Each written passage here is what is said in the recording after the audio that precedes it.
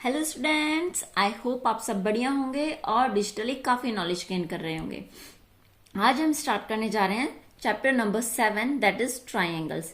Chapter number 6 तक हम already complete कर चुके हैं, जिसमें लाइंस और एंगल्स था। हमने उसकी एक्सरसाइज और उस पर बेस्ड जितनी भी थ्योरी थी सारी कंप्लीट की है। आज हम स्टार्ट करेंगे ट्राइंगल्स चैप्टर। पहले हम स्टार्ट करेंगे इसकी थ्योरी, वो भी सिर्फ उतनी ही पढ़ेंगे जितनी एक्सरसाइज 6.1 में यूज होगी। जब हम नेक्स्ट एक्सरसाइज स्टार्ट करेंगे तब हम उसकी थ्योरी पढ़ेंगे। चलिए जी स्टार्ट करते हैं। ट्राइंगल क्या होता है? सबसे पहले हमें पता होना चाहिए कि ट्राइंगल की डेफिनेशन क्या होती है। सिंपली हमें पता है कि ट्राइंगल्स क्या होते हैं।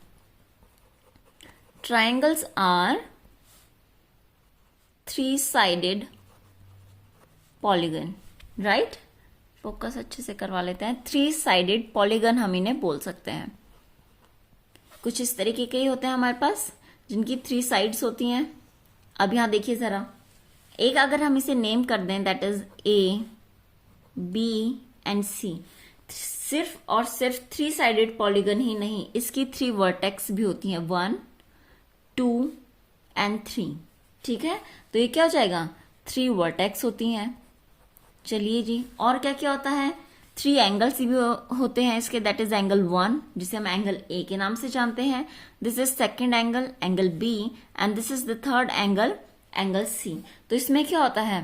थ्री एंगल्स भी होते हैं और थ्री साइड तो है ही। थ्री साइड कौन कौन सी हुई? ए बी सी एंड ए सी। अब हमें इसी के बारे में पढ़ना है। हम यहाँ पढ़ेंगे कॉन्ग्रुएंसी ऑफ ट्राइंगल्स। ठीक है, चलिए देखते हैं अब क्या होती है कॉन्ग्रुएंसी। सबसे पहले स्टार्ट करते हैं कॉन्ग्रुएंस, CONGRUENCE। चलिए जी, ये हमारे पास न्यू टॉपिक है बिल्कुल, इसलिए हम इसे काफी ध्यान से पढ़ेंगे। अब देखिए जरा, कॉन्ग्रुएंस ऑफ ट्राइंगल्स क्या होता है? कॉन्ग्रुएंस ऑफ ट्राइंगल सिंपल ये होता है कि अगर हमारे पास 2 या 3 ट्राइंगल्स हैं तो किस हिसाब से कॉन्ग्रुएंस होंगे, उसकी क्या क्या प्रॉपर्टी होंगी, और सबसे पहले तो हमें इसका मतलब पता होना चाहिए कॉन्ग्रुएंस होता क्या है। ठीक है, देखिए जरा, हम क्या बोलते हैं? Congruent figure. ठीक है, कॉन्ग्रुएंट फिगर क्या होते हैं हमारे पास? कॉन्ग्रुएंट फिगर्स होते हैं जो हर एस्पेक्ट में बिल्कुल क्या रहे? सेम रहे। इट मीन्स कॉन्ग्रुएंट का मतलब हो गया क्या? हम यहां लिखेंगे इक्वल इन ऑल रिस्पेक्ट्स। ठीक है, जैसे हो सकता है उस फिगर का क्या हो? Shape. A figure whose shape and size, दो ही चीजें मायने रखती हैं। एक तो उसकी शेप सेम होनी चाहिए, ठीक है।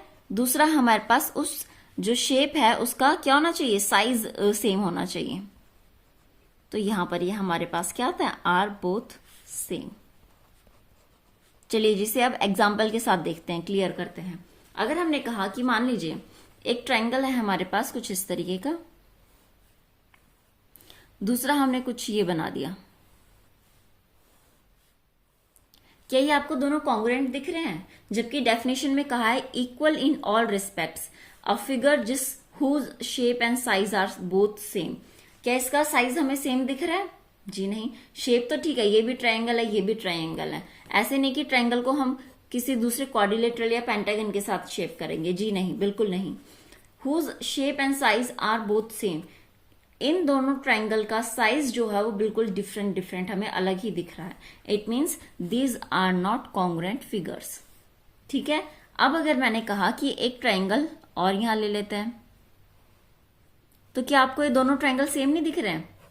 अगर मैं कह दूं कि 2 सेंटीमीटर है, यहां पर ये भी 2 है, this is 3 and this is 3 and this is 5 and this is also 5, और इनका नाम ABC and this is PQR।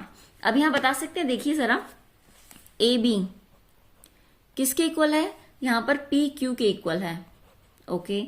BC QR के इक्वल है and AC is equal to PR, और इस सारी की सारी हमारे पास 2, 3 एंड 5। ठीक है, इसका मतलब क्या हुआ? जो हमारे पास ट्रायंगल 1 है एंड ट्रायंगल 3 है, ये दोनों कैसे हो गए? कॉन्ग्रुएंट फिगर्स हो गई, जस्ट बिकॉज क्योंकि इनकी सारी साइड्स क्या है? सेम आ रही है हमारे पास। इसका मतलब इनके एंगल्स भी सेम होंगे। ये चीज अभी हम आगे पढ़ेंगे। मेन बात ये है हमारे पास कि जो उसका साइज और जो उसकी शेप है ये क्या होनी चाहिए, सेम होनी चाहिए। अगर वो सेम है तो दोनों फिगर्स हमारी कॉन्ग्रुएंट फिगर्स होंगी, वरना तो कॉन्ग्रुएंट फिगर्स नहीं होंगी। ठीक है, कुछ और एग्जांपल्स देखते हैं। पहले एक ट्रायंगल आपके पास कुछ इस तरीके का, A B C. Okay, A B C. अगर मैंने कहा कि this is 4.5 centimetre, this is 5 centimetre and this is 4 centimetre. ठीक है, ये एंगल ए है, this is angle B and this is angle C. इतना एक फिगर है। दूसरा फिगर है हमारे पास कुछ इस तरीके का। क्या आप बता सकते हैं कि ये दोनों ट्रायंगल कॉन्ग्रुएंट होंगे कि नहीं होंगे? वो तो अभी हमें देखकर ही पता चलेगा कि कॉन्ग्रुएंट है या नहीं है। पी क्यू आर, जब तक हमें इनकी साइड्स या एंगल्स के बारे में नहीं पता चलेगा हम कैसे बता पाएंगे कि दो ट्रायंगल्स क्या है, कॉन्ग्रुएंट है या नहीं। तो हमने कहा कि ये मान लो angle P, this is angle Q and this is angle R. ठीक है, फिर हमने कहा कि जो हमारे पास ये पी आर है इसे हम 4 सेंटीमीटर ले लेते हैं। जो हमारे पास दिस साइड है इसे हम 4.5 सेंटीमीटर, और ये वाली हमने 5 सेंटीमीटर। क्या आप बता सकते हैं कि दोनों ट्रायंगल कॉन्ग्रुएंट हुए या नहीं हुए? बिल्कुल होंगे। माना ये थोड़े उल्टे फुलटे रखे हुए हैं, बट ध्यान से देखिए जरा, एक एसी साइड है, ठीक है, एसी साइड, और एसी साइड कितनी है, 4 सेंटीमीटर। यहां से देखिए 4 सेंटीमीटर कौन सी साइड है, that is P R. Okay, P R, दोनों इक्वल हो गई, और वो भी कितनी, 4 सेंटीमीटर। अब आगे देखिए जरा, एसी के बाद हमने देखा कि बीसी 5 गिवन है। Okay, B C equal to, क्या इस वाले ट्रायंगल में कोई 5 सेंटीमीटर की लाइन है? हाँ जी बिल्कुल, ये रही Q R. Then Q R is equal to what, that is 5 centimetre. उसके बाद एक लास्ट बचती है, that is A B. A B side हमने देखा कि 4.5 है। क्या इस ट्रायंगल में कोई साइड 4.5 है? Yes, that is P Q. It means ये कितनी हो गई, 4.5 सेंटीमीटर। अब यहां देखिए जरा, ये एक सिंगल एंगल है, यहां पर ये एंगल P के इक्वल, यहां हमने डबल एंगल लगाए हुए हैं, इट मीन्स ये एंगल Q के इक्वल है। यहां पर 3 हमने इस तरीके से लाइन खींची है, और यहां पर भी इसी तरीके से है। तो क्या रिप्रेजेंट करना चाह रहा है डायग्राम, कि एंगल A इक्वल है एंगल P के, एंगल B इक्वल होगा एंगल Q के, और एंगल जो C है वो किसके इक्वल दिखाया हुआ है, दैट इज एंगल R के। ठीक है, अब इससे हमें क्या पता चला कि दो ट्रायंगल्स हैं और उन दोनों की तीनों साइड्स इक्वल हैं और तीनों एंगल्स भी इक्वल हैं। तो ऐसे ट्रायंगल्स को हम बोलते हैं कॉन्ग्रुएंट ट्रायंगल्स। तो इन दोनों ट्रायंगल्स को क्या कहा जाएगा, कॉन्ग्रुएंट ट्रायंगल्स। ठीक है, अब देखिए इसे लिखने का तरीका क्या होता है, वो भी बहुत इंपॉर्टेंट है। अब हमने कहा, देख सकते हैं A और P दोनों एंगल इक्वल है, ठीक है, तो यहां लिखेंगे A एंड P। अब देखिए जरा, अगर हम A से B पर जा रहे हैं तो हमारे पास कौन सी साइड आ रही है, 4.5 सेंटीमीटर। इसी तरीके से मुझे P से कौन सी वाली साइड पर जाना है, जहां पर 4.5 होगी। ठीक है, तो P से 4.5 कहां जा रही है, दैट इज Q पर। तो A के बाद अगर B लिखेंगे तो यहां P के बाद Q लिखना पड़ेगा हमें। ठीक है, अब देखिए जरा, B और Q दोनों इक्वल हैं, दोनों सेकंड प्लेस पर रखे गए। अब तीसरा देखिए, B से मैं C पर गई और इसके बीच में 5 सेंटीमीटर की लाइन आई, तो इसी हिसाब से अगर मैं Q से R पर जाती हूं तो 5 सेंटीमीटर की ही लाइन आनी चाहिए। तो यहाँ C लिखा जाएगा और यहाँ R लिखा जाएगा। कॉन्ग्रुएंट का जो सिंबल होता है वो कुछ इस तरीके का बनता है। ठीक है, ये हमारा जो बीच में सिंबल लगाया गया है, इट मीन्स ये ट्राइंगल और ट्राइंगल PQR दोनों कैसे हैं, कॉन्ग्रुएंट हैं। अब देखिए जरा, ये तो इसे लिखने का, रिप्रेजेंटेशन करने का तरीका हो गया। अगर मैं इसी ट्राइंगल को, ट्राइंगल ABC को क्या लिख देती, ट्राइंगल RQP लिख देती, तो क्या ये भी कॉन्ग्रुएंट होते? जी नहीं, बिल्कुल नहीं होते। क्यों नहीं होते, अब देखिए जरा, यहां से हम गए A to B, ट्राइंगल में देखिए A to B कितना है, 4.5, ठीक है, और यहां से कहां जाएंगे, R to Q, और R से Q पर देखिए 5 सेंटीमीटर, ये तो मैच नहीं कर रहे हैं। इट मीन्स हम ट्राइंगल्स के नेम को चेंज नहीं कर सकते। जिस वे में या जिस डायरेक्शन में वो इक्वल होंगे उसी डायरेक्शन में हमें उनका नाम भी लिखना पड़ता है। ठीक है, आया समझ में? चलिए जरा एक बार फिर से एक और एग्जाम्पल देखते हैं। अगर हम एक दूसरा एग्जाम्पल लें, यहां देखते हैं ध्यान से कि ये हमने कुछ इस तरीके का ट्राइंगल बनाया। ठीक है, इसे नेम कर दिया ABC। यहां पर this is 7 centimetre, this is 5 centimetre and this is 3 centimetre. Okay, एक दूसरा ट्राइंगल हमने बनाया कुछ इस तरीके का और इसे PQR के नाम से रखा, जहां पर ये वाली साइड 3 सेंटीमीटर है। चलिए इसे DE रख लेते हैं क्योंकि ABC PQR ऊपर हो गया ना, DE और F। ठीक है, थोड़ा अलग सा हो जाएगा। इसे हमने रखा 3 सेंटीमीटर, इस वाली साइड को हमने रखा 5 सेंटीमीटर और इसे हमने रखा 7 सेंटीमीटर। ठीक है, यहां पर ये एंगल कुछ इस तरीके से बनाएंगे। चलिए जी, अब मुझे एक चीज बताइए जरा, अगर मैं यहां से ABC ट्राइंगल बताना है कि ट्राइंगल ABC कॉन्ग्रुएंट होगा किस ट्राइंगल के, इस ट्राइंगल का नाम किस तरीके से लिखा जाएगा। सबसे इंपॉर्टेंट इसमें यही है कि हम दो ट्राइंगल्स को अगर कॉन्ग्रुएंट है तो उनका नेम किस तरीके से लिख सकते हैं। देखिए जरा, यहां से हम गए AB is what, that is 3 centimetre. ठीक है, और अगर हम कहें कि हमारा एंगल यहां से स्टार्ट होगा, 3 सेंटीमीटर कहां पर है, दिस वन।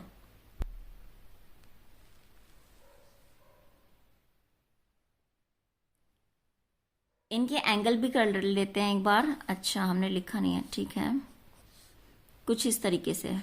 ठीक है, चलिए अब देखते हैं जरा A to B। पहले हम एंगल देखें कि एंगल A किसके इक्वल है। अगर यह इस वाले डायग्राम में देखा जाए तो D के। इसी तरीके से C एंगल बता सकते हैं किसके इक्वल आ रहा है। यहां पर देखिए सिर्फ F के। ओके, यहां पर 3 वाला जो है दैट इज एंगल B, किसके इक्वल आ रहा है, दैट इज एंगल E के। अब यहां से स्टार्ट करते हैं, A to B, इसका मतलब 2 वाले एंगल से 3 वाले एंगल पर गए और साइड 3 सेंटीमीटर होनी चाहिए। तो जो यहाँ पर दूसरे ट्रायंगल का नाम लिखा जाएगा वो भी कुछ इस तरीके से ही होगा कि हम 2 वाले एंगल से 30 मतलब तीसरे वाले एंगल पर जा रहे हैं और बीच में साइड कौन सी है, 3 सेंटीमीटर। तो सबसे पहले DE लिखा जाएगा और लास्ट में क्या बचा, F। आप चाहे तो आप कंपेयर करके देख सकते हैं। AB तो हमने देख लिया, BC देखिए, B to C गए अगर हम, इसका मतलब 3 वाले एंगल ट्रायंगल से हम कहाँ गए, 1 वाले तक गए और B और C हमारे पास 5 सेंटीमीटर है। तो यहाँ पर EF भी बिल्कुल सेम मैच होना चाहिए। E देखिए, ठीक है, B और E मैच कर रहे हैं यहाँ पर। ठीक है, E से हम कहाँ जाएंगे, 5 सेंटीमीटर की लेंथ कवर करते हुए F तक पहुंचे और हमने लास्ट में F लिखा हुआ है। और देखेंगे तो यहाँ पर जो C एंगल है वो F के इक्वल है। ठीक है जी, C F के इक्वल है। यहाँ देखिए B दूसरे नंबर पर, यहाँ E दूसरे नंबर पर, तो B और E ये भी सेम है। A यहाँ फर्स्ट नंबर पर है, D यहाँ फर्स्ट नंबर पर है और A और D भी सेम है। अगर मैं इस ट्राइंगल को मान लीजिए CAB लिख देती, ठीक है, और यहाँ एंगल DEF रखती, तो क्या अब ये कॉन्ग्रुएंट होते हैं, बिल्कुल नहीं। क्यों नहीं होते, देखिए जरा, यहाँ पर D एंगल है और यहाँ पर C एंगल है, क्या D और C सेम है, जी नहीं, तो ये गलत हो जाता है। ये जो ट्राइंगल का नाम लिखा गया है ये कॉन्ग्रुएंट नहीं है, जबकि कॉन्ग्रुएंट ये वाला ट्राइंगल है। आई होप आपको ये चीज समझ में आई होगी कि किस तरीके से हमें इन ट्राइंगल के नाम लिखने हैं, क्योंकि ये बिल्कुल बेसिक है और ये हमें समझना बहुत इंपॉर्टेंट है। आगे तभी हम लोग रूल्स पढ़ पाएंगे। चलिए जी, अब हमारे पास आती है एक टर्म।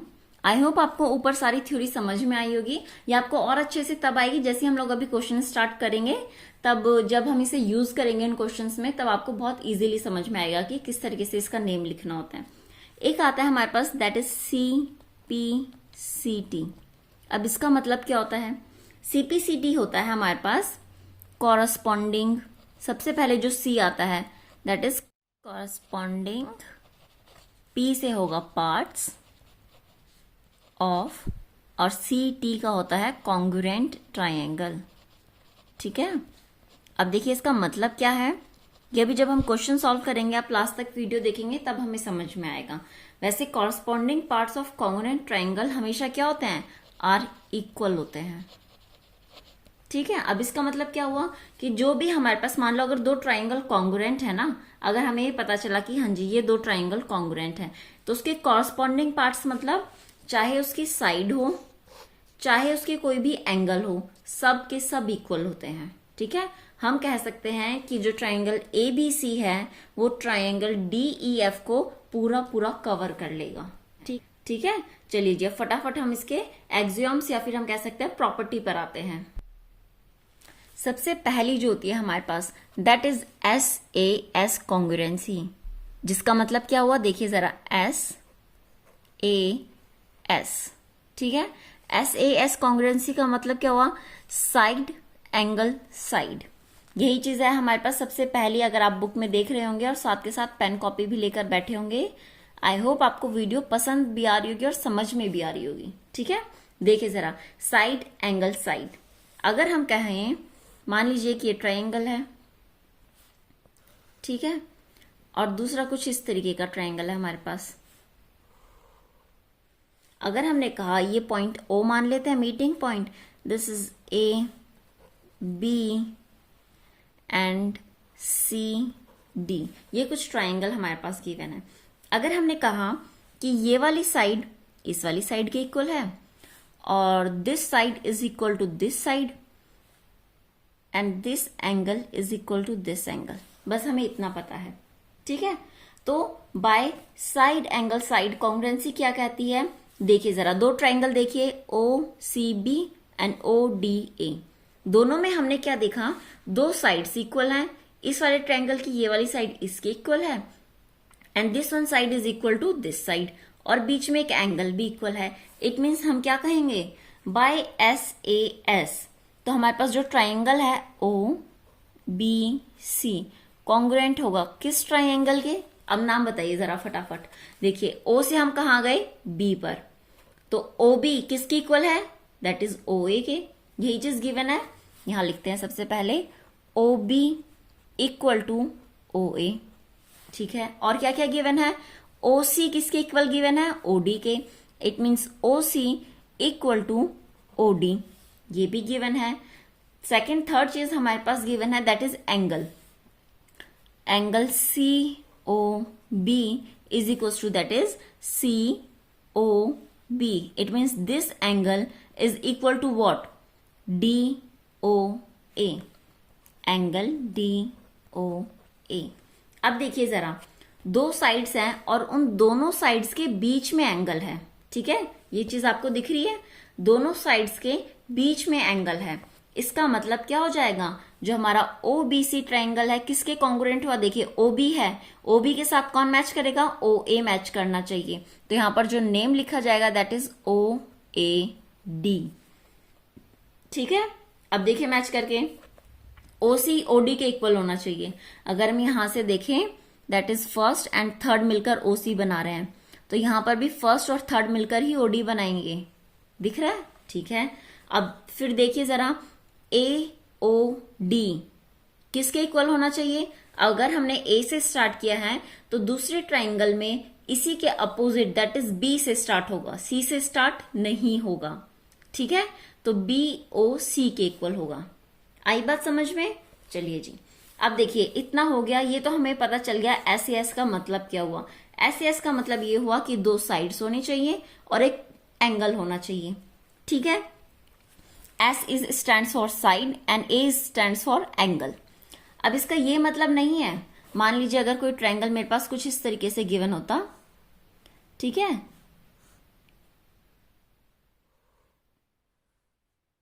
ये ट्रायंगल है, अगर मैंने कहा कि ये वाली साइड इसके इक्वल है और ये वाली साइड इसके इक्वल है और ये एंगल जो है वो इसके इक्वल है।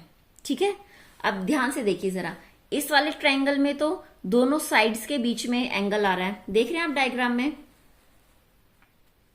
इस वाले ट्रायंगल में दोनों साइड्स के बीच में एंगल आ रहा है, जबकि इसमें जो एंगल है वो हमारे पास फर्स्ट साइड, सेकंड साइड और उसके बाद एंगल है।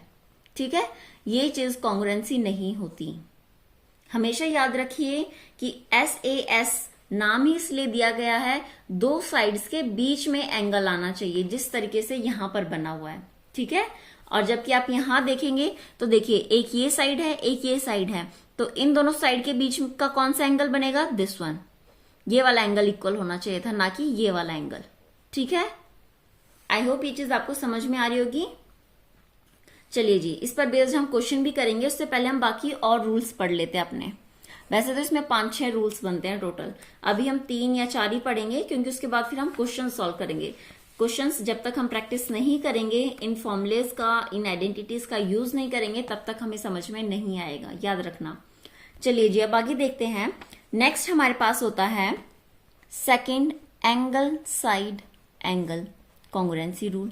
अब देखिए ये भी बिल्कुल वैसा ही है। एंगल साइड एंगल का मतलब क्या हुआ? एंगल साइड एंगल का मतलब हुआ कि दो एंगल इक्वल होने चाहिए और उनके बीच की साइड इक्वल होनी चाहिए, ठीक है। साइड वाली नहीं चलेगी। देखिए जरा किस तरीके से हम बता सकते हैं इसे। अगर हम इसे प्रूफ करना चाहें तो मान लीजिए एक ट्रायंगल कुछ ये है मेरे पास, and the other triangle is, इसे हमने नाम दिया ABC and this is DEF, ठीक है। अब यहां से देखिए ध्यान, अगर मैंने कहा कि ये एंगल इस एंगल के इक्वल है and this angle is equal to this angle, ठीक है, और ये वाली साइड मेरी इस वाली साइड के इक्वल है, तो आप देख रहे हैं दो एंगल्स के बीच वाली साइड है, ठीक है। हमेशा जब भी एंगल साइड एंगल है, इट मीन्स दो एंगल होने चाहिए और उनके बीच की साइड होनी चाहिए। तो यहां पे क्या हो जाएगा? Name, that is ABC is congruent to what? यहां से देखिए B और C मैच कर रहे हैं, इट मीन्स E और F मैच करने चाहिए। BC क्या होगी? EF के इक्वल होगी। याद रखना, इन दोनों के नाम इंटरचेंज नहीं कर सकते क्योंकि B एंगल किसके इक्वल है? B is similar to E and C is similar to what? F, ठीक है। तो BC इट मीन्स यहां पर EF रखा जाएगा। EF अगर बाद में है तो एक लास्ट बचता है, दैट इज D, तो DEF ट्रायंगल कॉन्ग्रुएंट होगा। अगर मान लीजिए कि मेरे पास एक और ट्रायंगल होता कुछ इस तरीके का, ठीक है, इसे हमने PQR दे दिया और एंगल B अगर मैच करता मान लीजिए यहां से, ठीक है, और C है, मैंने कहा कि ये इसके भी इक्वल है, और देखो इनके बीच की तो यहां पर साइड इक्वल है और हमारे पास जो दूसरी साइड है वो ये वाली होती, जैसे यहां पर BC इक्वल है, मैंने कहा कि PR इक्वल है, तो क्या ये दोनों ट्रायंगल कॉन्ग्रुएंट होते? नहीं होते, जस्ट बिकॉज हमारे पास दोनों एंगल्स के बीच में क्या आनी चाहिए? ये वाली साइड आनी चाहिए थी, ना कि ये वाली साइड। इसलिए इन फॉर्मुलेज का ध्यान देना कि नाम क्या है? एंगल साइड एंगल है, ऊपर साइड एंगल साइड था, ठीक है। ये बहुत जरूरी है जानना। अब देखिए जरा, ये तो दो हो गए हमारे पास, थर्ड क्या आता है? That is third one, angle angle side, angle angle side. अब ये वाला जो है ये आप देख सकते हैं, ये आपके इस वाले ट्रायंगल में काम आएगा, ठीक है। अगर आपने ट्रायंगल इसे कॉन्ग्रुएंट बता दिया और रूल लिख दिया एंगल साइड एंगल का, तो ये बिल्कुल गलत है, ठीक है। ये वाला जो ट्रायंगल है हमारा वो इसमें काम आएगा क्योंकि इसमें क्या बोला गया? एंगल एंगल साइड, मतलब पहले एक एंगल, फिर से कंटिन्यूस में दूसरा एंगल और उसके बाद साइड आनी चाहिए। यहां पर ये काम आता है थर्ड वाली कॉन्ग्रुएंसी में, ठीक है। चलिए जी, अब इसे भी देखते हैं, एंगल एंगल साइड की कॉन्ग्रुएंसी। ये काफी कंफ्यूजन होता है, बट आई होप आप अच्छे से प्रैक्टिस करेंगे तो सब कंफ्यूजन क्लियर हो जाएगा, ठीक है। ये देखते हैं, एक ट्रायंगल हमने कुछ इस तरीके का बना लिया and this is the PQR। एक ट्रायंगल हमने कुछ इस तरीके का बनाया, ठीक है, और ये हमने मान लिया DE एंड F। अगर हमने कहा कि जो एंगल P है हमारा वो किसके इक्वल होगा? एंगल D के इक्वल है, और एंगल जो हमारा R है ये हमारा हमने कहा कि एंगल F के इक्वल है। अब देखिए कॉन्ग्रुएंसी क्या कहती है? एंगल एंगल साइड, तो एक बार एंगल, सेकेंड टाइम एंगल, इसके बाद क्या होगा हमारे पास? दैट इज साइड आनी चाहिए, ठीक है, साइड मान लीजिए ये वाली है, यहां पर हमने कहा ये वाली साइड इक्वल है, तो इसमें कौन कौन से ट्रायंगल देखिए जरा, पी के बाद हमने लिया पी आर क्यू। जरूरी नहीं है कि हम पी क्यू आर ही ट्रायंगल का नाम लिखें, बस ध्यान रखिए जो हम यहां पर लिखेंगे वो बिल्कुल मैच होना चाहिए। अब बता सकते हैं एंगल पी, यहां लिखते हैं पी किसके कॉरस्पॉन्डेंस है, पी यहां पर देखें तो डी के इक्वल आना चाहिए। फिर देखिए आर किसके इक्वल होना चाहिए हमारे पास, दैट इज एफ के इक्वल, ठीक है। और साइड कौन सी है, that is R Q. R Q जो है हमारी किसके इक्वल होगी, दैट इज एफ ई के, ठीक है। इतना आया समझ में। अब यहां से ट्रायंगल का नाम लिखते हैं। देखिए पी टू आर जा रहे हैं, फिर आर से क्यू की तरफ, तो यहां देख रहे हैं आर से क्यू की तरफ गए तो एफ से ई की तरफ जाना है, तो लास्ट में जो दो लिखे जाएंगे दैट इज एफ ई लिखा जाएगा, इट मीन्स डी। अब आप देख रहे हैं P is matching with D, P first number पे तो यहां पर डी भी फर्स्ट नंबर पे, और जबकि हम पता है पी और डी दोनों इक्वल हैं। फिर हमारे देखिए आर सेकंड नंबर पे, यहां पर सेकंड नंबर पे एफ है, और हमने देखा आर और एफ भी इक्वल है, इट मीन्स ये हमने बिल्कुल ठीक किया है। नेमिंग जो हमने इसकी की है वो बिल्कुल ठीक है, और ये किस वजह से हुआ है, दैट इज एंगल साइड की वजह से। अब देखिए सीपीसीटी का क्या मतलब होता है, सीपीसीटी बहुत इंपॉर्टेंट है, ठीक है। According to CPCT, that is CPCT means corresponding parts of congruent triangle. अब इसका मतलब क्या हुआ, देखिए जब हमें ये पता चला, चाहे ए एस से पता चला हो, चाहे ए एस ए से पता चला हो, चाहे एस ए एस से पता चला हो कि दो ट्राइंगल्स कॉन्ग्रुएंट हैं, इट मीन्स ये हुआ कि यहां से देखिए कॉरस्पॉन्डिंग पार्ट्स मतलब उसका हर एक पार्ट की बात कर रहे हैं। पहले पी आर, ठीक है, यहां से पी टू आर गए तो यहां डी से एफ की तरफ जाएंगे तो ये भी इक्वल होंगे। अगर ये दोनों ट्राइंगल कॉन्ग्रुएंट है तो पी आर इक्वल होगा डी एफ के, ठीक है। अब आर क्यू है, ये तो हमारे पास गिवन ही था। दूसरा देखिए और कौन सी साइड हो सकती है इसकी, P Q first and third, it means D और एफ। यहां से पी क्यू तो यहां से डी ई, तो पी क्यू किसके इक्वल होगा, डी से थर्ड पर जाएंगे that is D F. D E नहीं, डी एफ नहीं लेंगे, याद रखना फर्स्ट से थर्ड पर जाना है, तो ये भी इक्वल हो गया। और क्या होगा कि एंगल क्यू जो है लास्ट वाला एंगल किसके इक्वल होगा, एंगल ई के इक्वल होगा, it means angle Q is equal to angle E, ठीक है। ये होता है सीपीसीटी, कि चाहे हमने दो ट्राइंगल्स को किसी भी मेथड से कॉन्ग्रुएंट प्रूफ किया हो तो बाय सीपीसीटी उसकी तीनों साइड्स और तीनों एंगल्स इक्वल हो जाते हैं, जो बाकी बचे हुए एंगल और साइड हैं वो भी इक्वल होंगे ही होंगे, ठीक है। चलिए बिना टाइम वेस्ट के फटाफट एक्सरसाइज 7.1 का फर्स्ट क्वेश्चन करते हैं, ताकि आप इसको यूज करना सीख सकें, तीनों फॉर्मूलेस को किस तरीके से यूज किया जाता है, क्योंकि जब तक हम यूज नहीं करेंगे तब तक हमें समझ में नहीं आएगा, ठीक है। देखिए जरा फर्स्ट क्वेश्चन का जो डायग्राम है हमारे पास कुछ इस तरीके का गिवन है। एक ये है हमारे पास, that is line A B, then this is C, okay, and this is what something D, ठीक है। इतना गिवन है। अब हमें ये पता है, सबसे पहले हमें पता है क्या लिखते हैं डायग्राम्स वाले क्वेश्चन में, गिवन क्या क्या है कि AC इक्वल टू AD कहा है क्वेश्चन में, ठीक है। फिर कहा कि एंगल A क्या है, बाइसेक्टर है, ठीक है जी, मान लिया किसका, AB का। अब इसका मतलब क्या हुआ, देखिए जरा AC equal to AD, it means AC this side is equal to AD, it means this side. AB bisects angle A, ये कहा इन्होंने, ठीक है।